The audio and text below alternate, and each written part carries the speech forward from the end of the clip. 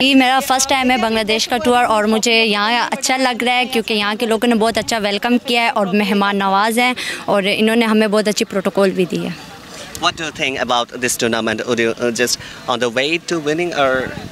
इंशाल्लाह देखिए जो टीम अच्छी होगी वही ट्रॉफ़ी लेकर जाएगी, लेकिन हम अपना 100% देंगे और हम बहुत अच्छी तैयारी के साथ आए हैं। Thank you so much. So far, we were having a great time. We were welcomed very well, and we were able to adjust very well at the moment.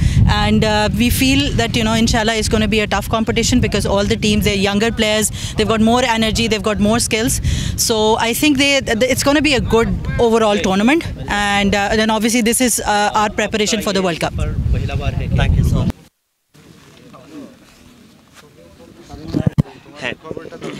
এই সে স্মরণীয় মুহূর্ত যখন বাংলাদেশের অনূর্ধ্ব-19 অধিনায়ক সুমাইয়া আক্তার সহ বাকি যে দেশের অধিনায়করা আছেন তারা মিলে ট্রফি উন্মোচন করেছেন, যেখানে মধ্যে অবস্থান তার মানে 24শে জানুয়ারি থেকে শুরু হওয়া ম্যাচটি শেষ হবে 2 ফেব্রুয়ারি, যেখানে ঠিক 7টি ম্যাচ ফটোশ্যুট হচ্ছে এই মুহূর্তে।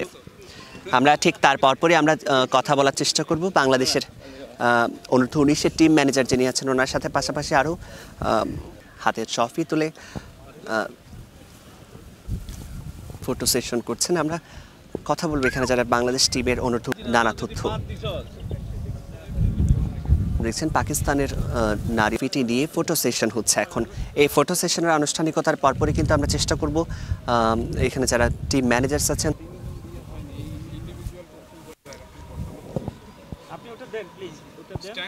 যারা টিম ম্যানেজার্স আছেন তাদের সাথে, এবং আপনাদের জানানোর চেষ্টা করব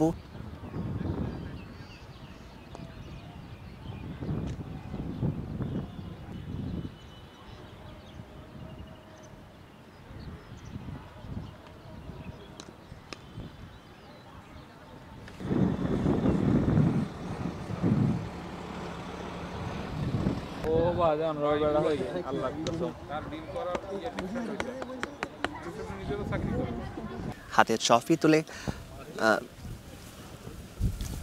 ফটো সেশন করছেন। আমরা কথা বলবো এখানে যারা বাংলাদেশ টিমের অনূর্ধ্বের জন্য এবং আপনাদেরকে জানানোর জন্য যে তাদের আসলে এই যে ত্রিদেশীয় আপনারা দেখছেন যে